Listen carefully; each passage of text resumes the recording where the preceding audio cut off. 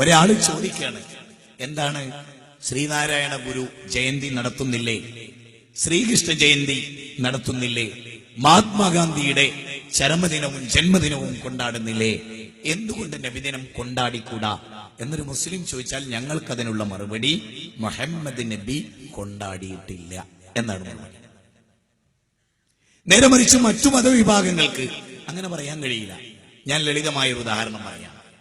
ഇപ്പോ വിഷുവിന് പടക്കം പൊട്ടും, ഓണത്തിനും പൊട്ടാറുണ്ട്, ചെറിയ പെരുന്നാളിനും വലിയ പെരുന്നാളിനും മുസ്ലിങ്ങൾ പൊട്ടിക്കാറുണ്ട്, പള്ളി പെരുന്നാളിന് പൊട്ടാറുണ്ട്. ഞാൻ എല്ലാവരോടും ചോദിച്ചോട്ടെ, മൂന്ന് മതക്കാരോടും ഈ പടക്കം പൊട്ടിക്കാൻ നിങ്ങൾ ആരാ പഠിപ്പിച്ച്? വിഷുവിന്റെ ഭാഗമായി ലക്ഷക്കണക്കിന് ഉറുപ്പ്യ പൊട്ടണം എന്നേത് ദൈവ പഠിപ്പിച്ച്? ഞാൻ വെല്ലുവിളിക്കുന്നു, ഒരു വേദഗ്രന്ഥം കൊണ്ട് തെളിയിക്കാൻ കഴിയില്ല. എന്താ കാരണം? അത് ഞാൻ പറഞ്ഞാൽ നിങ്ങൾക്ക് എളുപ്പത്തിൽ മനസ്സിലാവും. ഈ വെടിമരുന്ന് കണ്ടെത്തിയിട്ട് എത്ര കൊല്ലായി? 200 കൊല്ലത്തിന്റെ താഴെ. 200 കൊല്ലത്തിന്റെ താഴെ. സ്വാമി വിവേകാനന്ദ സാഹിത്യ സർവസ്വത്തിൽ പറയാണ് 8 വോള്യങ്ങളാണ്. 8 വോള്യങ്ങൾ. 5000 വർഷത്തിന്റെ പഴക്കമുള്ള ഹിന്ദുമതം, വേദഗ്രന്ഥങ്ങൾ അങ്ങനെയാണ് പറയുന്നത്.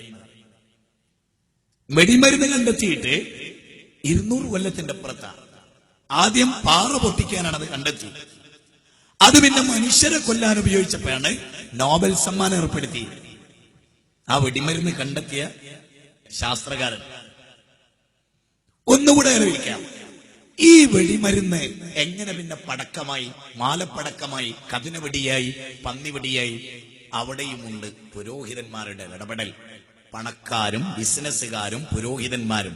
കാരണം ഈ പടക്കം പൊട്ടണമെങ്കിൽ കുറച്ച് മതഭക്തരുണ്ടാകണം. അതിന് പള്ളിയിൽ അച്ഛനെ സ്വാധീനിച്ചേ പറ്റൂ, വികാരിയെ സ്വാധീനിച്ചേ പറ്റൂ, സന്യാസിയെ സ്വാധീനിച്ചേ പറ്റൂ, മതമുസ്ലിയാരെ സ്വാധീനിച്ചേ പറ്റൂ. അതിന് മതത്തിന്റെ ഭാഗമായി ഇത് പൊട്ടണം. അപ്പം മതാഘോഷങ്ങളുള്ള ദിവസം ഇത് ലക്ഷക്കണക്കിന് വിൽക്കാൻ പറ്റും.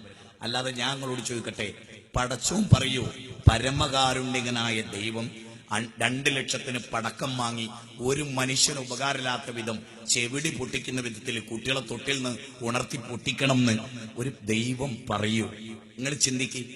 മാത്രമല്ല, ഹിന്ദുക്കൾ ഓരോ സീസണിൽ പൊട്ടിക്കുന്ന പടക്കമുണ്ടെങ്കിൽ നിങ്ങൾ ഈ രാജ്യത്തെ നിങ്ങളുടെ സമൂഹത്തിൽപ്പെട്ട എല്ലാവരും പട്ടിണിയും മാറ്റാം. ഇത് ഞങ്ങൾ മുസ്ലിങ്ങളോട് പറയണാണ്, നിങ്ങളോട് മാത്രമല്ല. ഇപ്പൊ പട്ടാമ്പി നേർച്ച, കൊണ്ടോട്ടി നേർച്ച, അതിനൊക്കെ കതിനപിടി ഇങ്ങനെ പൊട്ടും. അത് പൊട്ടിയിട്ടുള്ള ഉപകാരം എനിക്ക് ഇന്ന് വരെ മനസ്സിലായിട്ടില്ല ലോകത്ത്. ഇന്ന് വരെ ഇപ്പൊ നിങ്ങൾ കേട്ടിട്ടുണ്ടോ? ഇപ്പൊ എന്റെ പ്രസംഗം നിങ്ങളൊക്കെ കേൾക്കുകയാണ്. നിങ്ങളൊക്കെ നന്നാവും ശ്രദ്ധിച്ചാല്, പഠിച്ചാല്. യേശുദാസിന്റെ പാട്ട് കേട്ട് ഞാൻ അമ്മയെ തല്ലൽ നിർത്തി എന്ന് ലോകത്താരെങ്കിലും പറഞ്ഞിട്ടുണ്ടോ? ഇല്ല. ഒരു പ്രയോജനമില്ലാതെ പൊട്ടുകയാണ്.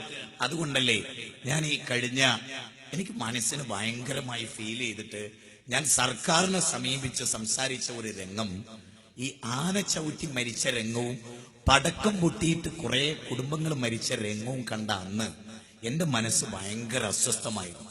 അന്ന് ഞാൻ വളരെ വൈകാരികമായി പ്രസംഗിച്ചു. എല്ലാവരും എന്നെ എതിർത്തു. ആ വൈകാരികതയ്ക്ക് കാരണം ഈ വറവച്ചട്ടിയിൽ മത്തിയിട്ട് വറുത്ത പോലെ മനുഷ്യര് അങ്ങനെ കത്തിക്കരിഞ്ഞ് കിടക്കുകയാണ് തമിഴ്നാട്ടിലെ പടക്കശാലയില്. എന്തുകൊണ്ട് എന്റെ പ്രിയപ്പെട്ട ഹൈന്ദവരെ ഇതുണ്ടായി? ദൈവം പഠിപ്പിച്ചിട്ടല്ല, മനുഷ്യന്റെ തെറ്റായ നയങ്ങളെ കൊണ്ട്. അതുകൊണ്ട് നിങ്ങൾ ഇങ്ങനെ തീരുമാനിച്ചോ, ഞാൻ 50,000 പടക്കം വാങ്ങുന്ന തീരുമാനിക്കുന്നതിന് പകരം 50,000 രൂപക്ക് പച്ചേരി വാങ്ങി പൊടിപ്പിച്ച് പാവപ്പെട്ടവന് പുട്ട് ചൂടാൻ കൊടുക്കുന്ന തീരുമാനിച്ചു നോക്ക്. അതിന്റെ പുണ്യം അല്ലേ? മാധവസേവ മാനവസേവ എന്നല്ലേ? പടക്കസേവ ദൈവസേവ എന്നല്ലേലോ? അല്ല, അങ്ങനെ എവിടെയും പറഞ്ഞിട്ടില്ല. ഇത് ഞാൻ നിങ്ങളോട് വേദം വെച്ച് വെല്ലുവിളിക്കുന്നു. തെളിയിക്കാൻ കഴിയില്ല. പൈസ ഉണ്ടാക്കാനുള്ള ഏർപ്പാടാ.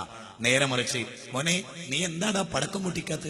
ഒന്നുമില്ലമ്മേ, ഞങ്ങൾക്കൊരു സാരി ഇങ്ങ് വാങ്ങി എന്ന് പറഞ്ഞ അമ്മക്ക് എന്തൊരു സന്തോഷം. നേരെ മറിച്ച് അമ്മ പറയും, മോനെ കൈ നോക്കണേ, കാല് നോക്കണേ, മോനെ എന്തൊരു ബേജാറാണ്. മതം ബേജാറാ, മതം ടെൻഷനാ. കൈ പോവോ കാല് പോവോ, അതാ മതോ? ഇതെല്ലാരും ഒന്നിച്ചു ചേർന്ന് ഹിന്ദുവും മുസ്ലിമും ക്രിസ്ത്യാനിയും ഒറ്റക്കെട്ടായി ഇതിനെതിരെ ശബ്ദിക്കണം എന്ന് എനിക്ക് നിങ്ങളോട് പറയാനുള്ളത്. ഇത്